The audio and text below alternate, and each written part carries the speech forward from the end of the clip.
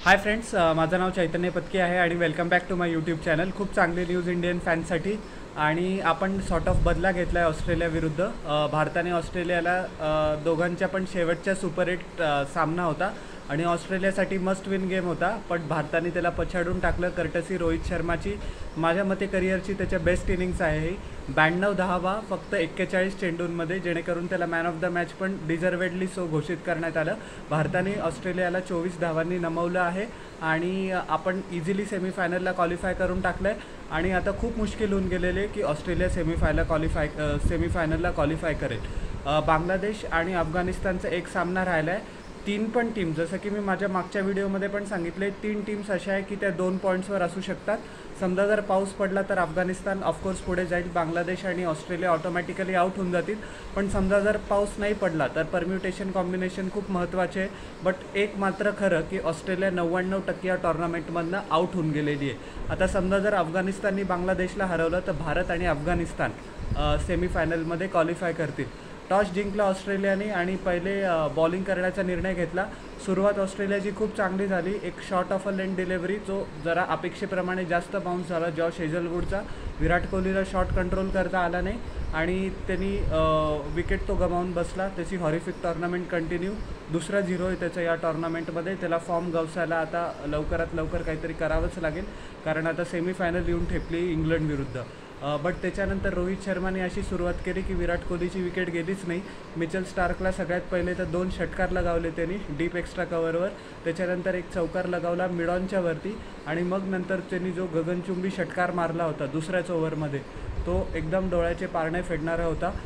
Last बॉलवर पण तो एक टॉपेज लागला आणि तो शॉर्ट थर्डमॅनच्यावर 6 जाऊन पोचला. मला त्याच वेळेला कळलं होतं की हिटमॅन आज खूप वेगळा इरादा घेऊन आलेला आहे आणि थ्रूआउट द इनिंग्स त्यांनी ते मोमेंटम कंटिन्यू केलं. पॅट कमिन्सला त्यांनी ॲक्च्युली एका गुडघ्यावर जो स्लोअर बॉल होता तो खूप चांगल्या पद्धतीने पिकअप केला आणि डीप मिड विकेटच्यावर 6 मारला. अशी स्किल, असं टॅलेंट वर्ल्ड क्रिकेटमध्ये फक्त रोहित शर्माकडेच आहे. आणि इंडियन टीममध्ये पण विराट कोहलीमध्ये पण जे टॅलेंट नाही आहे ते असे मोठे मोठे शॉट्स आणि स्किल्स जे एक्झिक्यूट करायचे, शॉट खेळायचं टॅलेंट ते रोहित शर्माकडे आहे. हे आपल्याला मान्य करावंच लागेल. खूप सेल्फलेस इनिंग्स खेळली त्यांनी. पॉवर प्लेनंतर पण त्याचा ॲग्रेसिव्ह नेचर त्यांनी बरकरार ठेवला आणि ज्या वेळेला तो दुर्दैवाने आऊट झाला त्यावेळेला पण तो स्वतःच्या 100चा विचार नव्हता करत, तो टीमचा विचार करत होता. हीच रोहित शर्मासारख्या महान बॅट्समनची आणि महान लीडरची निशाणी आहे की महान लीडर काय म्हणतो, तुम्ही मला फॉलो करा, मी जसं करतो तसं तुम्ही करा. जे शॉर्ट साइडेड कॅप्टन्स असतात ते म्हणतात की असं कर तसं कर, ते स्वतः एक्झाम्पल सेट ॲक्च्युली करत नाही. तर रोहित शर्माचं असं आहे की त्यांनी स्वतःहून इनिशिएटिव्ह घेतला आणि खूप चांगल्या पद्धतीने बॅटिंग केली. त्याच्यानंतर सूर्यकुमार यादवने पण मस्त फटकेबाजी केली. 31च्या वर त्यांनी धावा केल्या. शिवम दुबेनी पण 28 धावा केल्या, जेणेकरून भारत 200च्या वर पोचू शकला. 205वर 5 आपल्या 20 ओव्हरमध्ये स्कोर होता. 206चं टार्गेट ऑस्ट्रेलियासाठी केव्हा पण डिफिकल्ट होतं, पण आपल्याला ऑस्ट्रेलियाचं जे रिझिलियन्स आहे त्याला अंडरमाइन करून बिलकुल चालणार नव्हतं.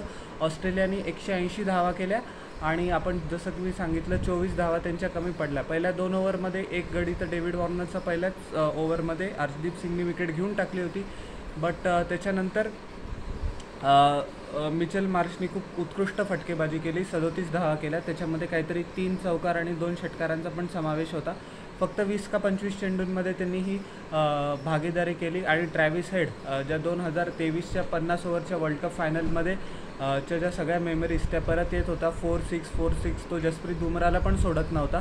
मुद्दामून wide outside the off stump batting करत होता, कारण सगळ्यांना माहिती होतं की बॉलर्स पॉवर प्लेच्या स्टार्टिंगला फुल डिलिव्हरी टाकायचा प्रयत्न करतील आणि ट्रॅव्हिस हेडला टार्गेट करतील, जेणेकरून त्याच्या स्टम्प्सला टार्गेट करतील, LBW किंवा बोल्डला. पण त्यांनी चांगली स्ट्रॅटेजी अपनावली.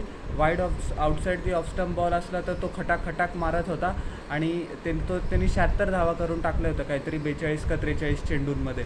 पण थँकफुली त्याची विकेट पडून गेली. आणि सगळ्यात महत्त्वाचं म्हणजे कुलदीप यादवच्या बॉलिंगवर मिचेल मार्शचा जो अक्षर पटेलनी कॅच घेतला तो पण मॅच डिफायनिंग मुवमेंट होता.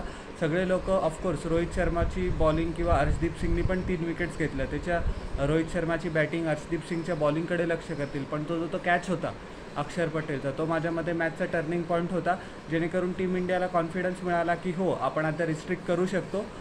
ट्रॅव्हिस हेड पण 76वर आऊट झाला, जेणेकरून भारतीय फॅन्सनी जिथे पण भारतीय फॅन्स आहे अक्रॉस द ग्लोब त्यांनी सुटकेचा निश्वास टाकला आणि त्याच्यानंतर आपण ऑस्ट्रेलियाच्या मिडल ऑर्डरला चांगल्या पद्धतीने स्टायफल केलं.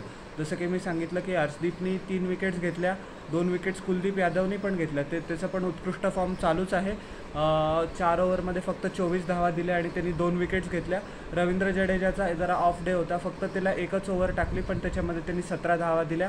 हार्दिक पांड्याला पण काय जास्त कमाल करता आली नाही, 4 ओव्हरमध्ये त्यांनी 47 धावा दिल्या.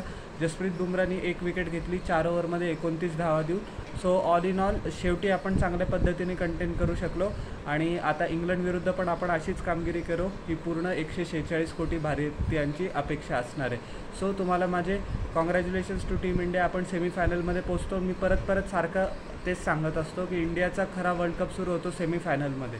आपण एकदा सेमीफायनलमध्ये आउट होऊन जातो, नाही तर सेमीफायनल जिंकतो. फायनलमध्ये आपण अपेक्षेप्रमाणे कामगिरी नाही करता येत आपल्याला 2014पासून, कारण 13मधलं आपण शेवटी चॅम्पियन्स ट्रॉफी जिंकली होती. सो सेमीफायनल चांगल्या पद्धतीने खेळा.